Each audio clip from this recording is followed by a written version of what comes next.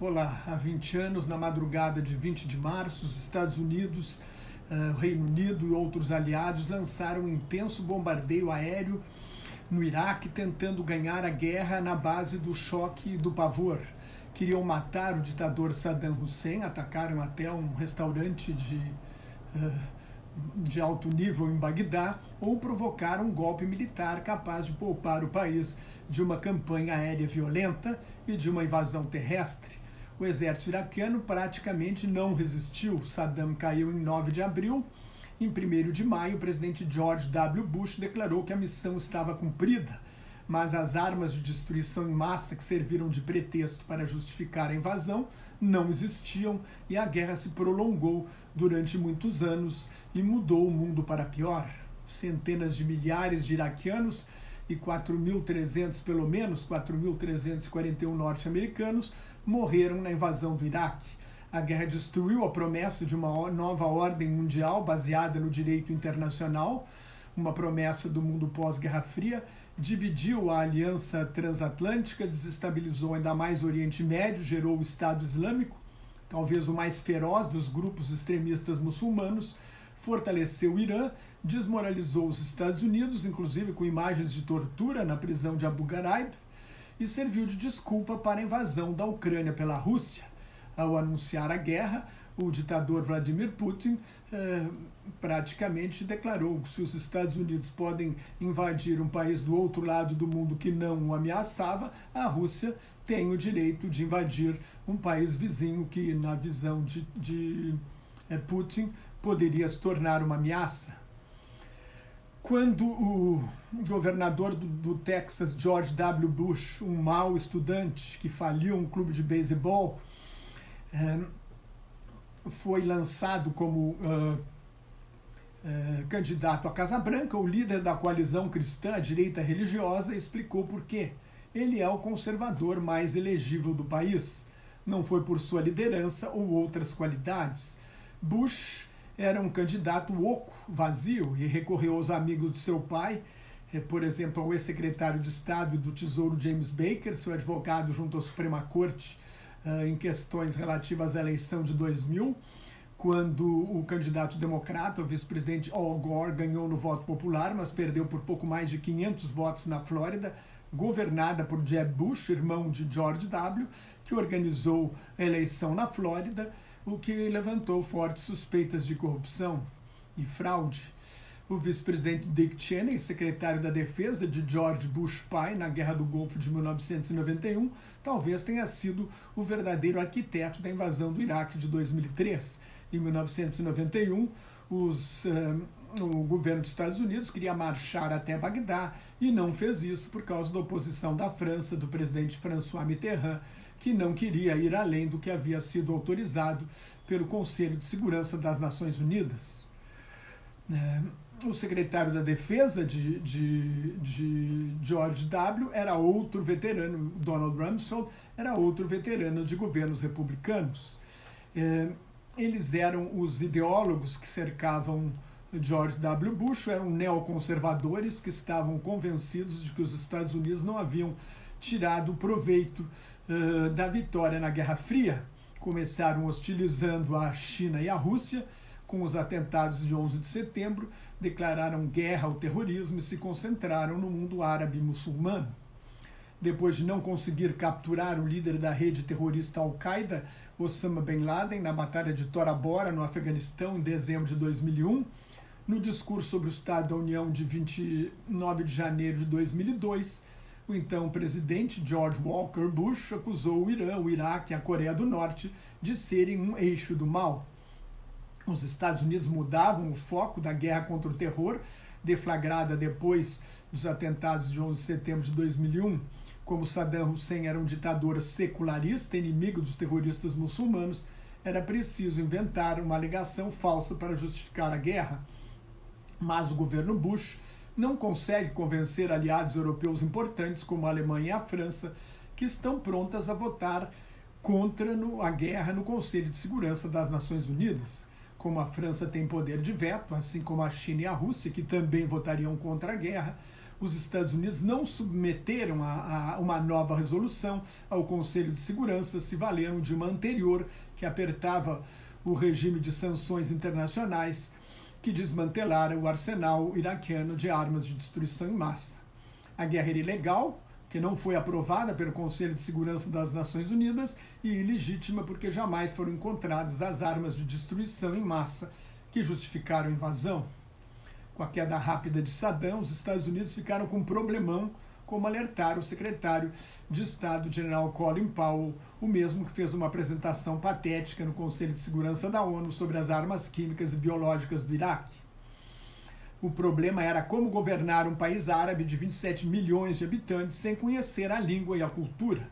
O Departamento de Estado preparou um plano de 250 bilhões de dólares, mas o Departamento da Defesa, o Pentágono de Rumsfeld, ganhou a parada com um plano de 60 bilhões de dólares. Como na invasão da Ucrânia com os soldados russos, no Iraque, os soldados norte-americanos foram induzidos a acreditar que seriam recebidos como libertadores e como heróis. Talvez o maior erro da ocupação americana tenha sido, além da invasão em si, desmobilizar as forças de segurança de Saddam Hussein. Quando a gente lembra nas guerras da Idade Média, por exemplo, quando Henrique V da Inglaterra venceu a Batalha de Agincourt e conquistou a França, ele não destruiu o Estado francês, mas simplesmente pegou a coroa, botou sobre a sua cabeça e passou a ser rei de dois estados, da França e da Inglaterra. Toda a máquina do Estado francês passava a trabalhar para o novo rei. É claro que houve muitas conspirações, mas isso é outra história. No Iraque, em Mossul, uma cidade de 2 milhões de habitantes, havia um destacamento militar norte-americano de apenas 100 soldados, totalmente incapaz de garantir a segurança pública e nem de entender a língua e a cultura. O Iraque afundou no caos, com violência e criminalidade generalizada. As crianças não tinham segurança para ir à escola, nem os adultos para ir às compras ou ao trabalho. Por um lado, a dissolução das forças de segurança jogou na clandestinidade centenas de milhares de pessoas com treinamento militar ou policial. Como o Iraque praticamente não resistiu, eles guardaram as armas e foram para a clandestinidade com estas armas para fazer uma resistência, uma guerra de guerrilhas.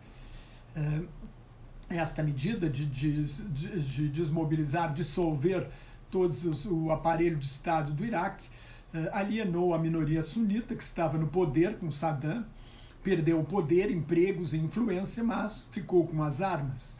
A rebelião sunita era inevitável e ela foi infiltrada por extremistas muçulmanos, que era uma minoria marginalizada e perseguida no Iraque de Saddam. Em guerra contra os Estados Unidos no Afeganistão, a Al-Qaeda se infiltrou no Iraque para combater o inimigo em outra frente da guerra de Bush dos neocons contra o terror.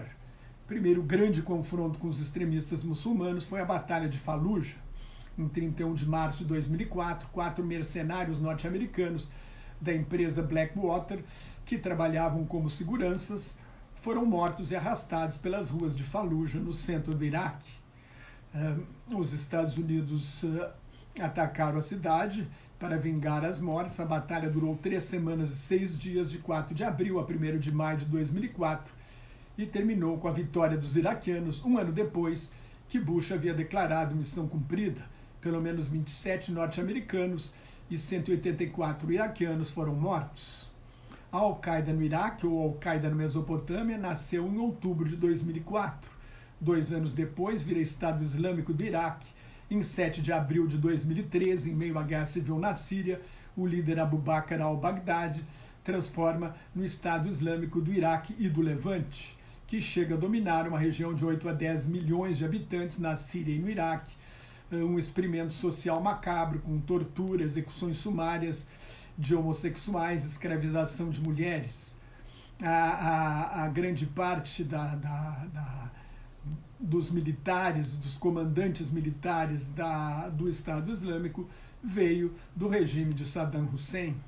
Em 10 de junho de 2014, o Estado Islâmico do Iraque e do Levante toma Mossul, cidade mais importante do norte do Iraque, origem da palavra muçulmano. O exército iraquiano foge em debandada, deixando para trás equipamento militar norte-americano de última geração em poder dos jihadistas. Em 29 de junho, al-Baghdadi proclama a fundação de um califado com jurisdição universal para converter todo mundo ao islamismo salafista à força. Depois de um massacre genocida da minoria yazidi e da degola de reféns norte-americanos, em agosto de 2014, o presidente Barack Obama declara guerra ao Estado Islâmico. Os militares dos Estados Unidos haviam deixado o país em 2011, quando não houve um acordo com o governo do Iraque para garantir a imunidade dos soldados dos Estados Unidos. Ficara só um pequeno contingente para proteger a embaixada norte-americana. Com a guerra contra o Estado Islâmico, os Estados Unidos voltaram a enviar milhares de soldados ao Iraque. Obama era contra a guerra desde o início e se elegeu prometendo acabar com as guerras sem fim. Não conseguiu. Em plena guerra civil da Síria, as forças democráticas sírias, uma milícia árabe curda, de maioria curda, treinada e armada por Washington, as forças democráticas sírias fizeram uma operação terrestre, enquanto Estados Unidos, França e Reino Unido davam inteligência e cobertura aérea à guerra contra o Estado Islâmico. O califado acabou em 23 de março de 2019, quando as forças democráticas sírias tomaram Baghouz, depois de uma batalha de 6 semanas. Até hoje elas ocupam o nordeste da Síria com o apoio dos Estados Unidos. Para acalmar o ditador da Turquia, Recep Tayyip Erdogan, que teme que um Kurdistão independente com a região autônoma curda do norte do Iraque poderia se juntar à Síria e proclamar a independência do Kurdistão, e o Kurdistão poderia reivindicar parte do território da Turquia, onde vive a maioria relativa dos curdos. Trump retirou, para agradar Erdogan, metade das tropas norte-americanas e acabou com o patrulhamento da fronteira, expondo as forças democráticas sírias, que fizeram o trabalho mais duro na guerra contra o Estado Islâmico, ao inimigo turco. Outra consequência da guerra do Iraque foi o fortalecimento da maioria xiita, discriminada sob Saddam, que hoje domina o governo e tem uma aliança natural com a República Islâmica do Irã, que é xiita. O maior vencedor, então, da invasão norte-americana do Iraque foi o Irã, que a invasão destruiu um inimigo, Saddam Hussein, e criou um regime muito mais favorável a Teherã. Surgiu então um arco xiita no Oriente Médio que vai do Golfo Pérsico ao Mar Mediterrâneo. Começa no Irã, passa pelo Iraque e a Síria e vai até o Líbano. Milícias iranianas ou apoiadas pelo Irã estão nas guerras civis do Iraque, da Síria, do Iêmen e no Líbano. Ao dividir a OTAN por causa do repúdio da Alemanha e da França, a invasão abalou a Aliança Transatlântica, base da ordem internacional liberal do pós-guerra. Ao pedir demissão em discurso no parlamento britânico, o ministro do Exterior, Robin Cook, declarou que ir à guerra sem aprovação da ONU e uma ameaça real de Saddam Hussein traria danos enormes ao Reino Unido. O primeiro-ministro Tony Blair acabou caindo por causa da guerra, assim como os outros governos europeus que foram à guerra, por exemplo, Portugal, Espanha e Itália.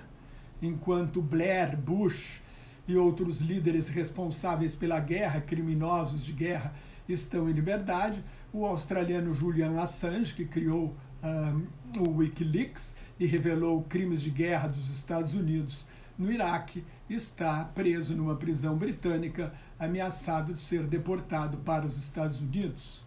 Nos Estados Unidos, a inexistência das armas de destruição em massa de Saddam Hussein desmoralizou o governo, os serviços de inteligência e o jornalismo, que reproduziu as alegações mentirosas do governo de George W. Bush sobre as armas de destruição em massa. E 20 anos depois, a milícia fundamentalista dos Talibã voltou ao poder no Afeganistão. Se você gostou, assine meu canal no YouTube, leia o meu blog Globalização em Crise, me siga no Twitter, no Instagram e no Facebook, onde colaboro com o grupo Quarentena News. Muito obrigado e até mais.